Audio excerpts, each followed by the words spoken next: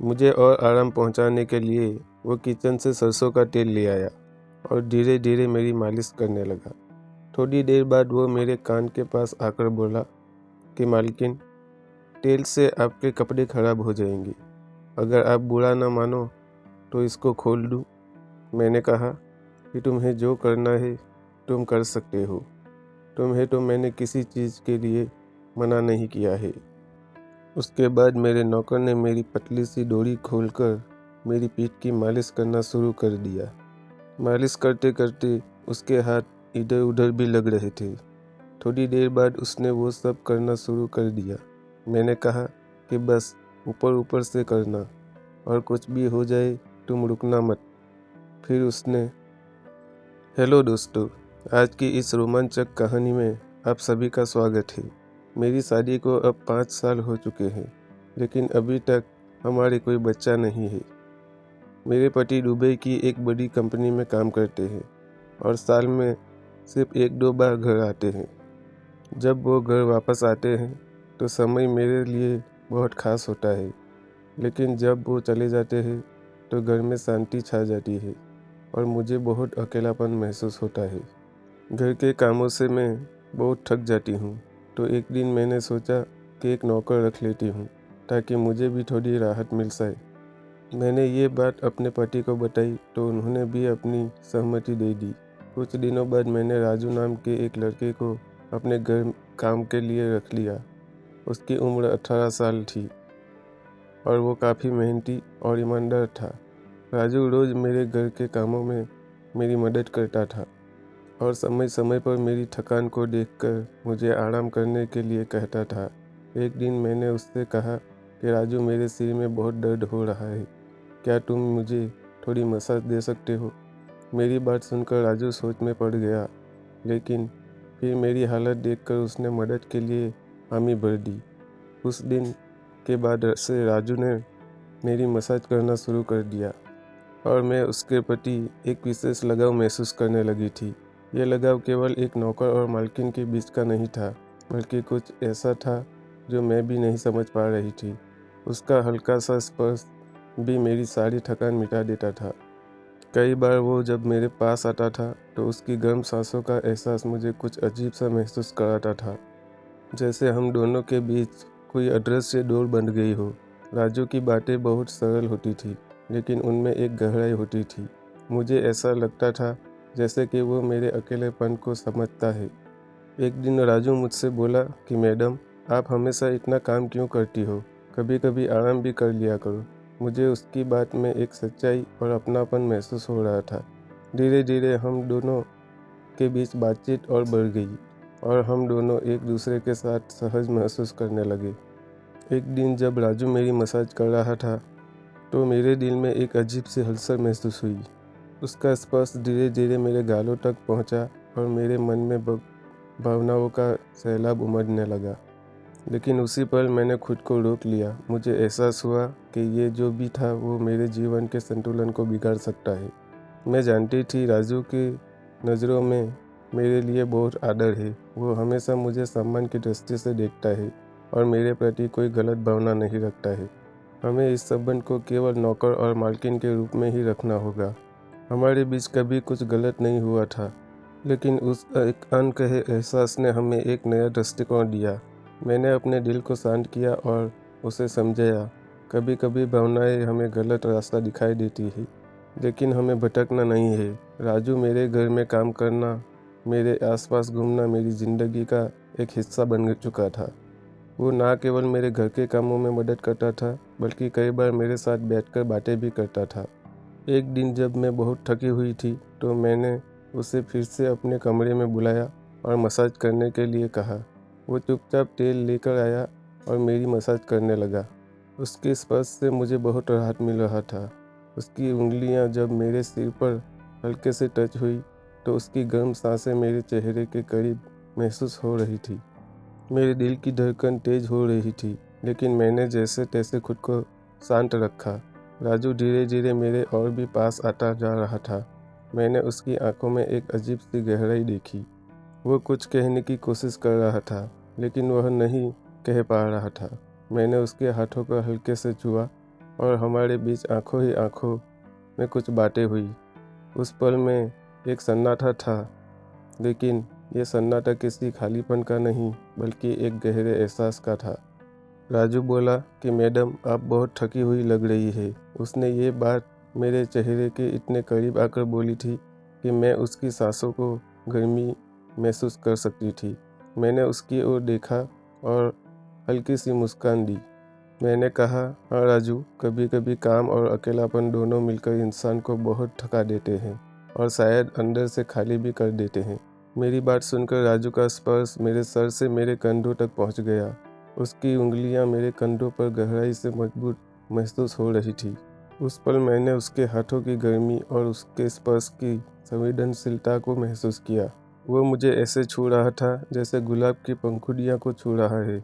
वो धीरे धीरे मेरे पास आया और मैंने उसकी सांसों की गर्मी को अपने गालों पे महसूस किया। उसकी नज़दीकी से मेरे भीतर एक हलचल सी मच गई, लेकिन मैंने अपनी भावनाओं को काबू में रखा। राजू का स्पर्श जैसे ही मेरे गालों तक पहुंचा, उस पल में मुझे लगा जैसे उसने मेरे भीतर के सारे गम को छूकर महसूस कर लिया है। उसकी नज़रों में जो गहराई थी वो सीधे मेरे दिल तक जा रही थी। हम दोनों के बीच कोई शब्द नहीं थे, सिर्फ एक खूबसूरत सा एहसास था। वो पल हम दोनों के लिए ही बहुत संवेदनशील था और मैं समझ गई थी कि हम दोनों के बीच एक अनकहा रिश्ता था जो बिना किसी शब्दों के सिर्फ भावनाओं के माध्यम से बना हुआ था।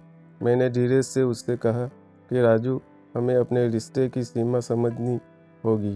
राजू ने मेरी बात को ध्यान से सुना और अपना सर झुका लिया। वो समझ गया था हमारे बीच की नज़दीकी केवल एक आकर्षण था जिसे हमें सही दिशा में रखना होगा।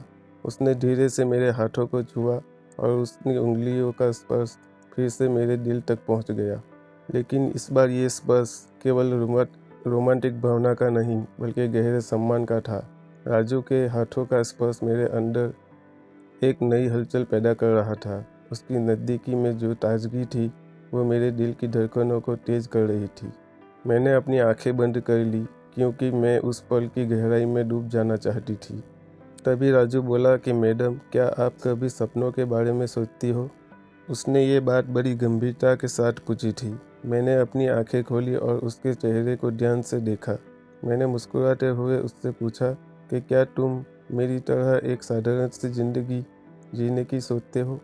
ऐसी ज़िंदगी जिसमें प्यार ना हो, या फिर ऐसी ज़िंदगी जिसमें आप किसी के साथ होकर भी अकेले हो? वो हैरान होकर मेरी तरफ देखने लगा और बोला कि मैडम, मैं सोचता हूँ कि हर किसी के पास अपने अपने सपने होते हैं, क्योंकि हमें हमारे सपने ही इस दुनिया से अलग बनाते हैं। और प्यार तो हर एक इंसान को अपने आप से करना चाहिए।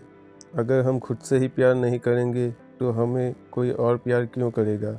मैंने महसूस किया था कि हमारे बीच की ये सारी बातें केवल शब्दों का आदान प्रदान नहीं था, बल्कि हमारी भावनाओं की गहराई में उतरने का एक तरीका भी था। मैंने उससे पूछा कि राजू, तुम्हारे सपने क्या है? उसने मेरी आंखों में देखा और अचानक अपना हाथ मेरे हाथों पर रख दिया और बोला कि मैं बस इतना सोचता हूँ कि एक दिन मैं अपने सारे सपनों को पूरा करूँगा, लेकिन इस समय मैं आपके साथ यहाँ रहना चाहता हूँ और आपके सपने पूरे करवाने में आपकी मदद करना चाहता हूँ। उसके शब्दों ने मेरे दिल की धड़कनों को और तेज कर दिया था। उसकी उंगलियों का स्पर्श मेरे लिए एक नया एहसास था, जैसे वो मुझे अपनी पूरी दुनिया में खींच रहा हो। उसके बाद राजू मेरे पास आ गया। उसके चेहरे की गर्मी मेरे गालों को छू गई। मैंने उसके स्पर्श को महसूस किया और अचानक मैं उसके पास जाने के लिए तैयार हो गई। उसने धीरे से पूछा कि क्या हम इसे आगे बढ़ा सकते हैं? उसकी आवाज़ में एक गहराई थी जो मेरे दिल को छू गई। मैंने अपने दिल की धड़कनें सुनी। मैंने कहा कि हमें अपनी सीमाएं समझनी चाहिए, लेकिन मेरी आवाज़ में भी एक हल्की खामोशी थी। राजू ने मेरा हाथ कसकर पकड़ लिया और बोला कि मालकिन, कभी कभी हमें अपने दिल की बात भी सुननी चाहिए। क्या आप मेरे साथ इस अनोखे एहसास को जीना चाहोगी? उसकी आंखों में एक चमक थी जो मुझे उसकी ओर खींच रही थी। मेरे मन में एक युद्ध चल रहा था। एक ओर मेरी सारी जिम्मेदारियां थी और दूसरी ओर मेरी वो इच्छाएं थी जो कभी पूरी नहीं हुई थी। उसने फिर से मेरे गालों को छुआ। मैं उसकी गर्म सांसों को महसूस कर पा रही थी। ये स्पर्श मेरे पूरे शरीर को भिगो रहा था। मैं उस पल में अपने डर को भुला देने के लिए मजबूर हो गई। मैंने कहा, ठीक है, लेकिन सिर्फ ऊपर ऊपर से ही करना। उसने मुझे अपनी ओर खींचा और उसके चेहरे पर हल्की सी मुस्कान आ गई। मैंने अपने आंखें बंद कर ली और उसकी गर्म सांसों को अपने चेहरे पर महसूस किया। मैंने धीमी आवाज़ में उससे कहा कि क्या तुम जानते हो, तुम्हारी ये बातें मेरे दिल को छू जाती है। मैं तुम्हारे साथ बिताए हर पल को अपने अंदर समेट लेना चाहती हूँ। उसने मेरा चेहरा अपने हाथों में लिया और कहा कि हमारी ये कहानी हमें कभी नहीं छोड़ सकती। ये प्यार का एहसास है जो हमें एक दूसरे से जोड़ता है। हम दोनों के बीच की नज़दीकियाँ और बढ़ गई थी। मैंने उसकी आंखों में झांका और कहा, एक गहराई देखी जो मुझे अपनी ओर खींच रही थी। क्या हम इस रिश्ते को आगे तक ले जा सकते हैं? मैंने अपनी दिल की धड़कनों को सुनते हुए पूछा तो उसने कहा कि हाँ। उसकी आवाज़ में गंभीरता थी, लेकिन ये हमेशा के लिए होना चाहिए। उसने फिर से मेरे गाल को छुआ और हमारी आंखें एक दूसरे में खो गई। उस पल में सब कुछ ठहर सा गया था।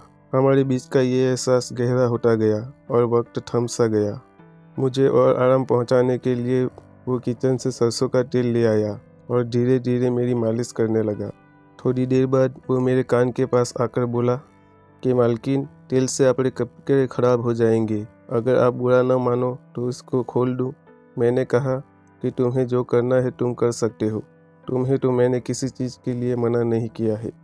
उसके बाद मेरे नौकर ने मेरी पतली सी डोरी खोलकर मेरी पीठ की मालिश करना शुरू कर दिया। मालिश करते करते उसके हाथ इधर उधर भी लग रहे थे। उसके स्पर्श से मैं फूल की तरह खिल रही थी। मुझे बहुत मज़ा आ रहा था और उन पलों में मैं इस तरह खो गई कि मैंने खुद पर काबू करना बंद कर दिया। मेरे नौकर ने इस पल का पूरा फ़ायदा उठाया और मुझे जन्नत की सैर करवा दी। उसके बाद हम दोनों बहुत थक गए और वहीं लेटकर सांसें भरने लगे। राजू मुस्कुराते हुए बोला कि क्या आप मुझे ये सब हमेशा दोगी? मैंने भी मुस्कुराते हुए कहा कि हाँ,